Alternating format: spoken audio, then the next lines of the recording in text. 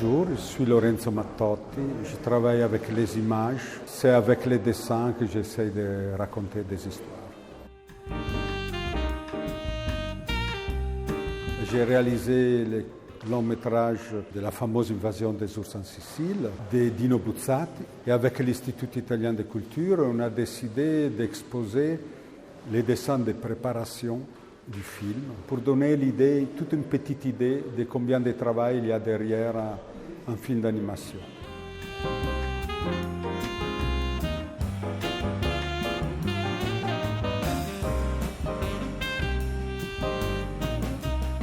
Merci beaucoup d'être ici avec nous à l'Hôtel de Gallifet, l'Institut culturel italien, pour ce vernissage de cette magnifique exposition, la fameuse invasion des ours de Lorenzo Mattotti, que vous avez ici à côté. Cette exposition, la fameuse invasion des ours, c'est une exposition de dessins que Lorenzo Mattotti a fait tout le long de la production, la préparation de son film, la fameuse invasion des ours en Sicile, tiré d'un récit de Dino Buzzati que vous connaissez. Ce film va sortir en salle le 9 octobre.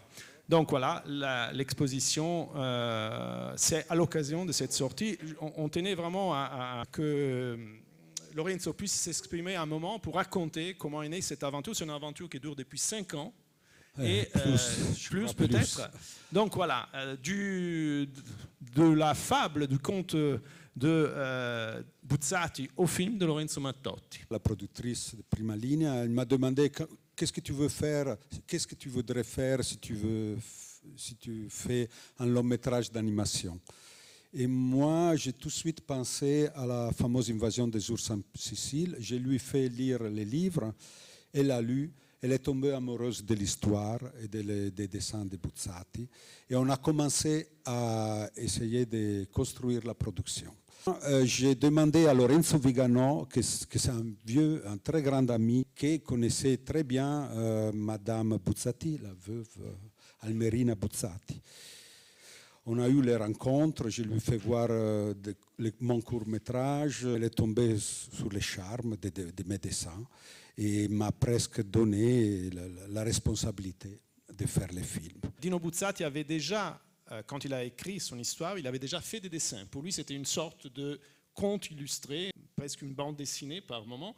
Donc, pour toi, non seulement tu as dû te relationner à l'histoire, mais aussi au dessin de Buzzati. Moi, j'adorais les dessins de Buzzati. En fait, pour moi, plus qu'être un problème, c'était un aide. Moi, j'ai tout de suite voulu essayer de prendre toutes les idées graphiques qu'il y avait sémées dans les livres.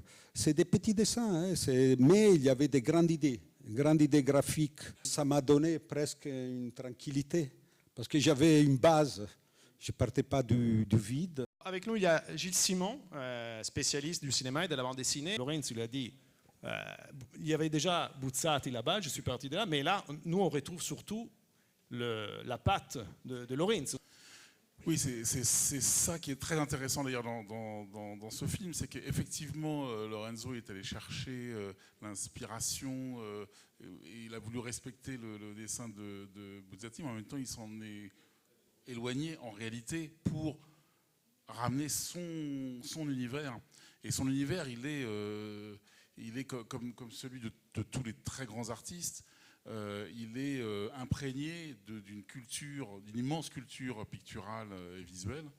Et ce qui fait du coup de ce film un film universel. C'est pas seulement une histoire italienne, c'est un film universel. Et une des marques vraiment de Lorenzo, c'est l'utilisation des couleurs, qui est tout à fait particulier. Alors il faut pas oublier que c'est aussi un grand artiste du noir et blanc. Et d'ailleurs, la séquence d'ouverture du film est saisissante à cet égard.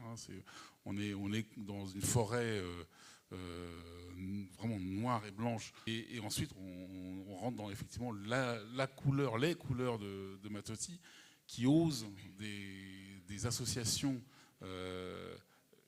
qui font son style. C'est des associations de couleurs qui contredisent toutes les règles des couleurs primaires et secondaires. La chose qui plus m'intéresse, en fait, m'intéressait de créer une histoire pour les enfants, pour un grand public, comment arriver à faire une grande histoire populaire, mais qui soit aussi originale et qui soit intéressant au niveau graphique, que ce soit pas plat, que ce soit pas comme tous les autres. En fait, on voulait faire une grande histoire. Les plaisirs de commencer un film et voir une grande histoire, une épique. Et c'était un peu la Paris, et c'est que peut-être à mon âge, maintenant, ça m'intéresse.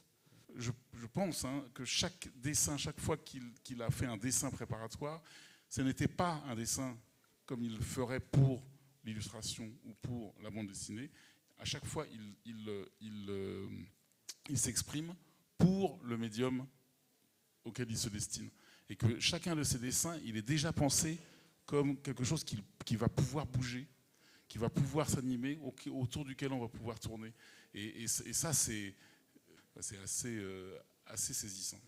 Moi, je remercie encore une fois Rina Zavagli, les amis de Prima Linea qui nous ont aidés pour cette exposition. Je remercie Gilles Simon et évidemment Lorenzo Mattotti, parce que sans lui, on n'aurait pas pu faire cette exposition. Et merci à vous, et je vous invite à voir l'exposition, à voir les films encore une fois et à boire un verre avec nous. Merci beaucoup et bonne soirée. Merci.